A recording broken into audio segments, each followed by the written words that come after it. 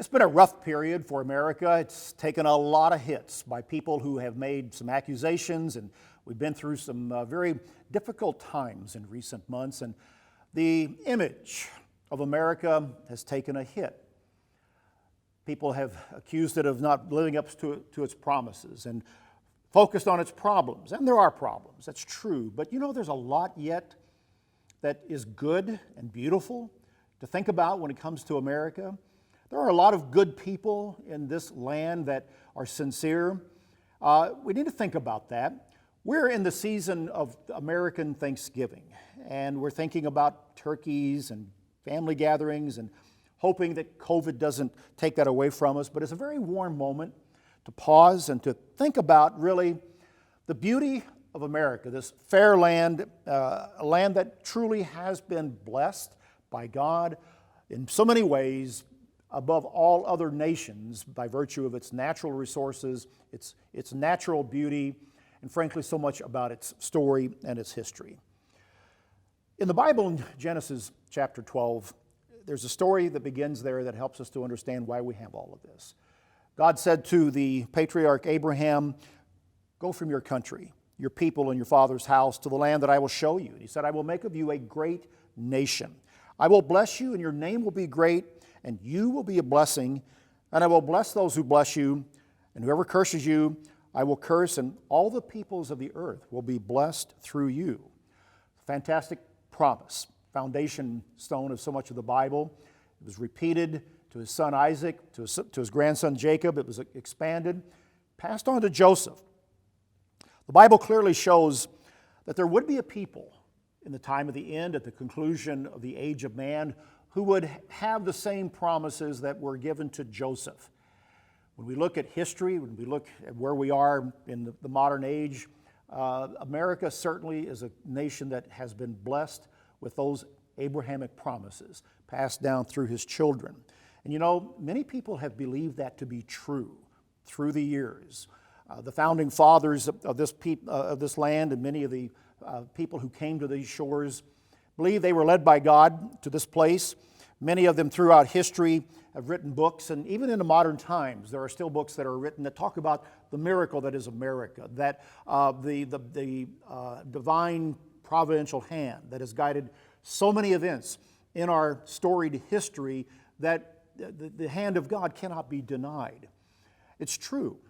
And many people believe that the story of the Bible tells us something that we should be able to understand about the physical glory that we have in America today, and that it is something true and we can look for from God, and perhaps even recognize that we see only in small part certain things that God has revealed. I remember, and you as well will, the story from Exodus where Moses wanted to see God. It's told in chapter 33 of Exodus, and it's after God had given the commandments to Moses. And he said, let me see your glory. And God said, all right, I will show you my glory. And he said, I will cause all my goodness to pass in front of you, and I will proclaim my name, the Lord, in your presence. And God said to Moses, I'll have mercy on whom I will have mercy. I will have compassion on whom I will have compassion. But he said to Moses, you cannot see my face, for no one may see me and live. The Lord then said, there's a place near me where you may stand on a rock. And when my glory passes by, I'll put you in a cleft in the rock and cover you with my hand until I have passed by. Then I'll remove my hand, and you will see my back, but my face must not be seen. That's out of Exodus chapter 33. Moses only saw a part of the glory of God after he'd passed through. There's a lot of rich meaning from that passage.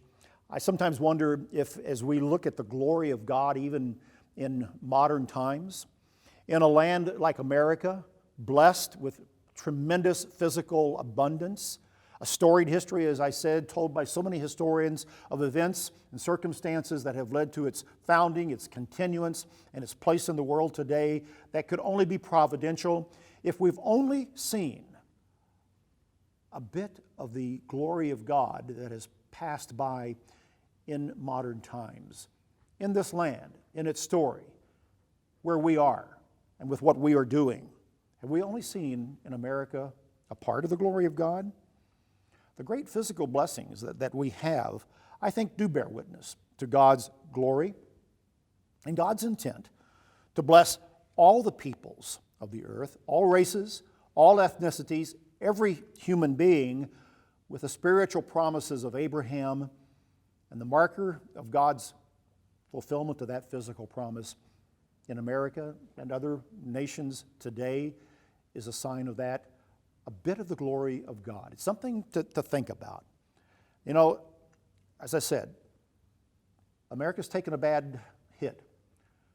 And the story of America has kind of been rearranged from some quarters to tell a different story than what history tells, and frankly, what the Bible tells us about our land as well and what we have inherited.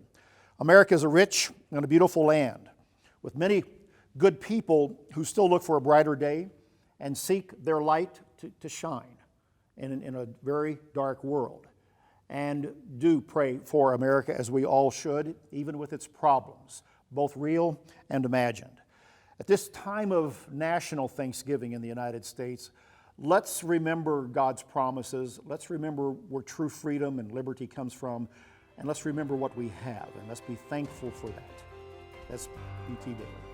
Join us next time.